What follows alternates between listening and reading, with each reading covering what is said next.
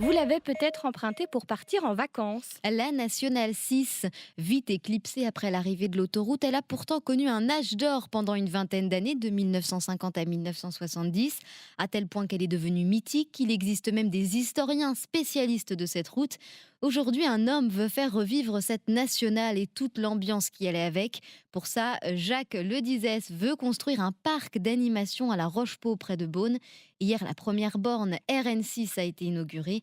Le début d'un véritable voyage dans le temps, Rosalie Lafarge. Dans le coin, tout le monde se rappelle la Nationale 6. La boîte à souvenirs se met en marche toute seule. C'était la route des vacances d'avant l'autoroute.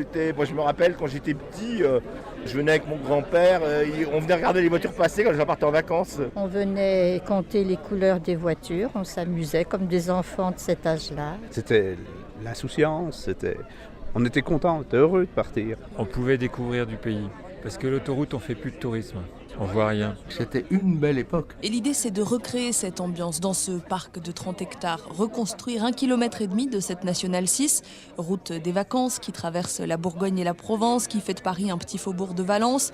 Charles Trenet chantait la Nationale 7, il s'est trompé. Thierry Dubois est historien de la 6. On n'est pas beaucoup sur le créneau, donc on peut me qualifier de spécialiste. Oui, c'est vrai que c'est une passion avant tout. Et pour lui, il n'y a pas photo. J'aime autant la Nationale 7, mais la Nationale 7 au sud de Paris, c'est 300 km de ligne droite sur du plat, alors que la Nationale 6, c'est un petit village tous les 5 km, c'est vallonné, ça tourne, c'est déjà un enchantement. Prendre la Nationale 6, c'est prendre son temps. Et on pourra de nouveau prendre son temps dans 2 ans, quand tout sera fini, ce tronçon de Nationale 6, donc, mais aussi des bornes Michelin d'époque, comme celle qui a été inaugurée, de vieilles publicités et le fameux bon restaurant routier. L'ouverture est prévue en 2018. Le projet est soutenu par les élus locaux qui y voient une opportunité économique. Le parc d'animation devrait attirer du monde et permettre d'embaucher 50 personnes. Retrouvez ce reportage et toutes les informations sur notre site francebleu.fr.